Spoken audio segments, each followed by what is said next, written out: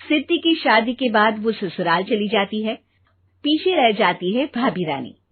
सिद्धि के ससुराल जाते ही भाभी कहती है, अरे वाह जी वाह, सारे कपड़े मेरे। हाय रे पैंट, अरे वाह वाह, मजा आ जाएगा।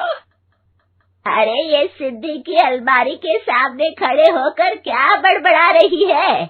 जा जाकर देख मेहमानों को विदाई की मिठाई मिली कि नहीं। अब हाँ माँ जी, क्यों नहीं, लेकिन पहले कपड़े तो बदल लूं। अब रानी आ जाती है सिद्धि के उन कपड़ों में जो वो ससुराल जाने से पहले घर छोड़ जाती है। अरे रानी, कुछ दिन रुक जाती।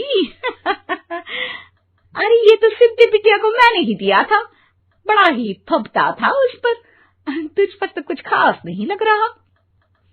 अब वो ना मेरे सारे कपड़े गीले थे तो सोचा पहन लूं। वैसे भी सिद्धि को कौन सा दिन पुराने आउटडेटेड कपड़ों को पहनना है। वैसे भी ये सूट तो मैंने तभी पहना था, वैसे खास है भी नहीं ये। हाँ ठीक है, लेकिन ना मेरी सिद्धि पर तो जमता था। सारे मेहमान चले जाते हैं और सिद्धि ससुराल से मायके पहली बार आती है। अपना घर, अपना कमरा, अपनी अलमारी। ये बोलकर जैसे ही सिद्धि अलमारी खोलती है तो सामने उसके कपड़ों की जगह कुछ और ही रखा होता है। माँ, ओ माँ, जरा कमरे में तो आना। सास और रानी वहां पहुंच जाते हैं। रानी ने पहनी होती है सिद्धि की जींस और टी शर्ट। अरे भाभी, ये क्या? ये तो मेरी बड़ी ही महंगी टी शर्ट है, इसे आपने घर में क्यों पहनी है?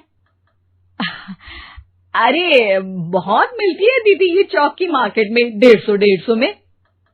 ओ भाभी प्लीज, ये एरोपोस्टल है, 2000 की एक टी शर्ट। ओहो, 2000 में तो दीदी 4 साड़ी आ जाए। अब क्या बोलूं? भाभी, ये मेरी अलमारी में छोटू के कपड़े, तो मेरे कपड़े कहाँ हैं? मेरी अलमारी में? अब दीदी आपको कौन से पुराने कपड़े पहनने थे? माना भाभी, लेकिन मैं जब घर आती तो यही सब पहनती ना। अरे तुम तो बड़ी कंजूस हो दीदी।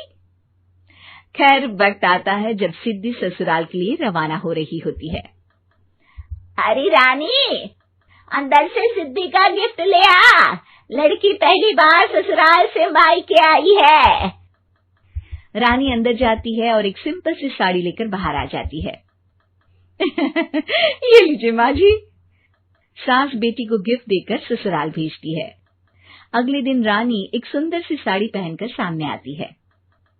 अरे रानी, ये तो वो साड़ी है जो मैंने सिद्धि को देने के लिए दी थी जब वो ससुराल ले जाती, लेकिन ये तूने कैसे पहन ली?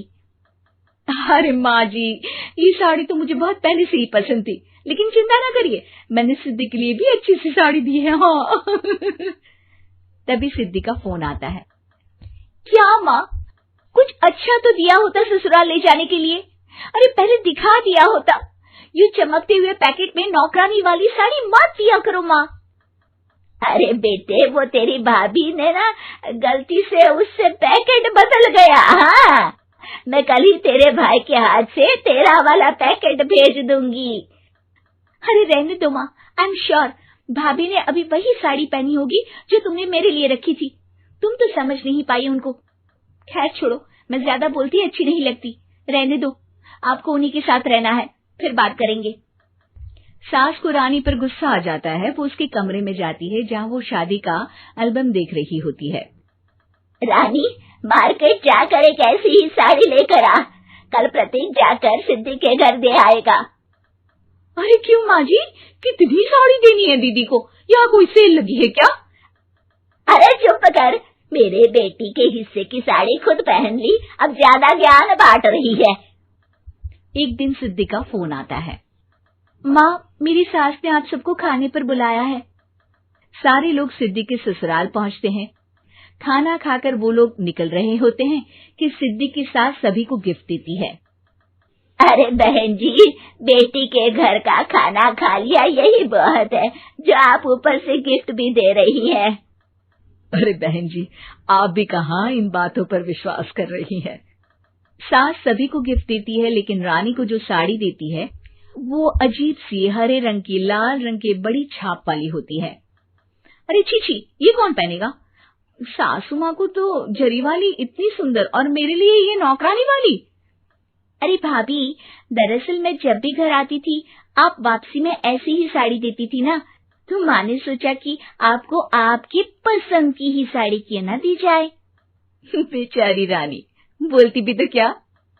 सिद्धि और सास रानी का चेहरा देखकर हंसने लगती है, तो रानी समझ जाती है कि अपने ही बिछाए जाल में वो फंस चुकी है।